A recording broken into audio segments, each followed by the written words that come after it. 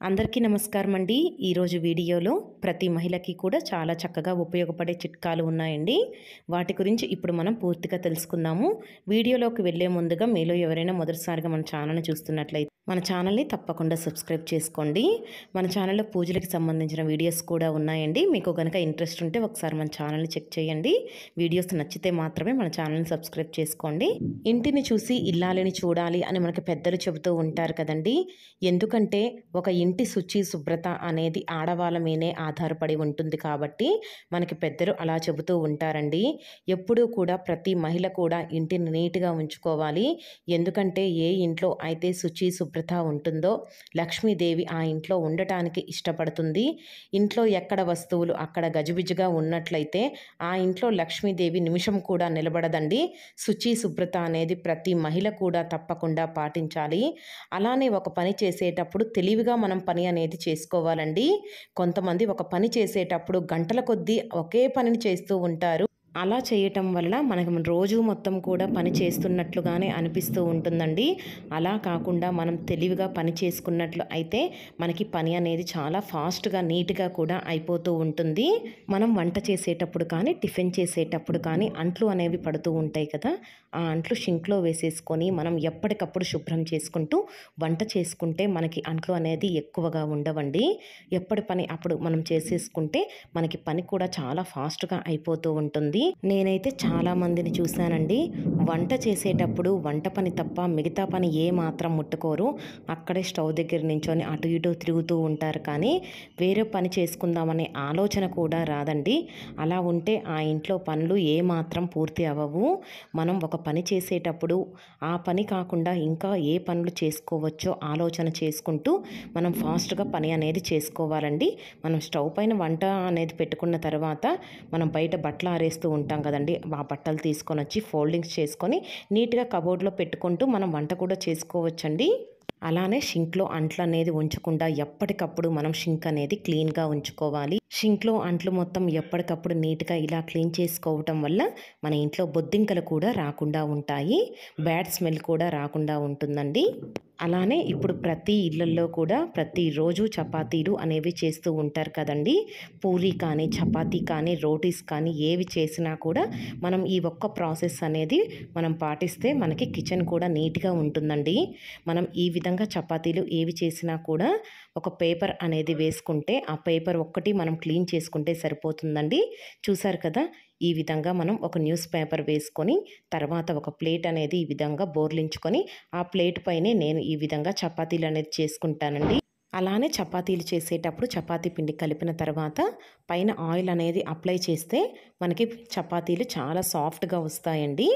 అలానే మనం స్టవ్ పక్కన ఈ విధంగా ఒక న్యూస్ పేపర్ పెట్టుకొని తర్వాత ఈ విధంగా ప్లేట్ని పెట్టుకొని దానిపైన చక్కగా ఈ విధంగా చపాతీ చేసుకున్నట్లయితే మనకి ఆ ఫ్లోర్ మొత్తం క్లీన్ చేసే అవసరం లేకుండా ఒక న్యూస్ పేపర్ తీసుకుంటే మనకి ఫ్లోర్ అనేది నీట్గా ఉంటుందండి.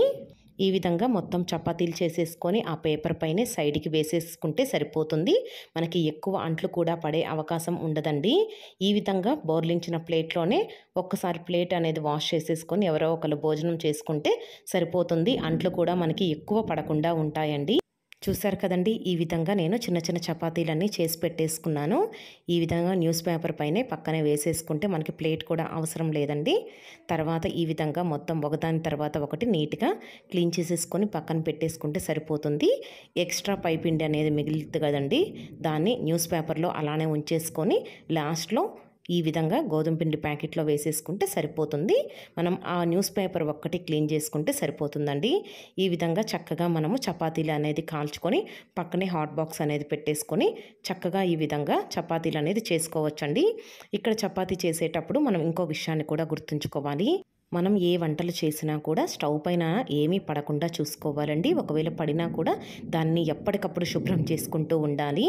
అలానే పాలు పొయ్యి మీద పెట్టినప్పుడు ఫ్లేమ్ అనేది ఎక్కువ పెట్టకుండా మీడియంలో పెట్టుకోవాలండి. స్టవ్ పైన అన్నం పెట్టినప్పుడు కానీ పప్పు చేసేటప్పుడు కానీ విజిల్స్ పెట్టుకునేటప్పుడు జాగ్రత్తగా ఉండాలండి.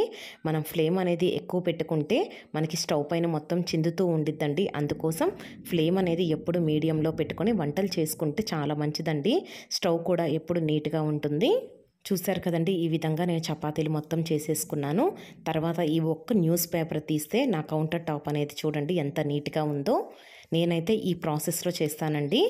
మీరు కూడా తప్పకుండా ఈసారి నుంచి ఇలా ట్రై చేయండి. కౌంటర్ టాప్ అనేది ఎప్పుడు నీట్గా ఉండిద్దండి. అలానే మనం ఇడ్లీ అనేది పెడుతూ ఉంటాం కదండి. ఇడ్లీ పెట్టేటప్పుడు 2 ప్లేట్లు కానీ 3 ప్లేట్లు కానీ పెట్టుకుంటూ ఉంటాము. తర్వాత కొంచెం పిండి మాత్రమే ఇలా మిగులుతూ ఉంటుంది. దానిని మనం ఫ్రిడ్జ్లో పెట్టేసి ఇంకా ఆ పిండి గురించి అయితే మర్చిపోతూ ఉంటామండి. నేనైతే చాలాసార్లు అలానే పిండి అనేది వేస్ట్ చేశాను. కొన్ని రోజుల తర్వాత నాకు ఈ ఐడియా వచ్చిందండి.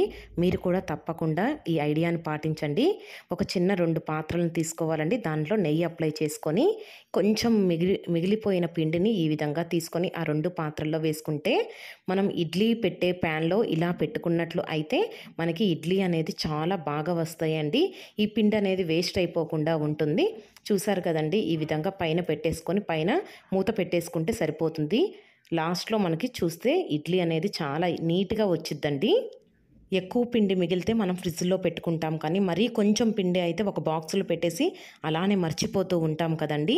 అలా చేయకుండా కొంచెం పిండి మిగిలినప్పుడు ఈ టిప్ని పాటించండి. అలా కాకుండా చాలామంది కొంచెం మిగిలింది కదా అని ఆ ఇడ్లీ ప్లేట్లలోనే పైన ఎక్కువ పెడుతూ ఉంటారండి. అలా పెట్టడం వల్ల ఏమైందంటే మనకి ఇడ్లీ అనేది షేప్ లేకుండా ఎలా పడితే అలా వస్తాయి. ఈసారి నుంచి అలా కాకుండా ఇలా ట్రై చేయండి. మనకి చాలా సింపుల్గా కూడా ప్రాసెస్ అనేది ఉంటుంది.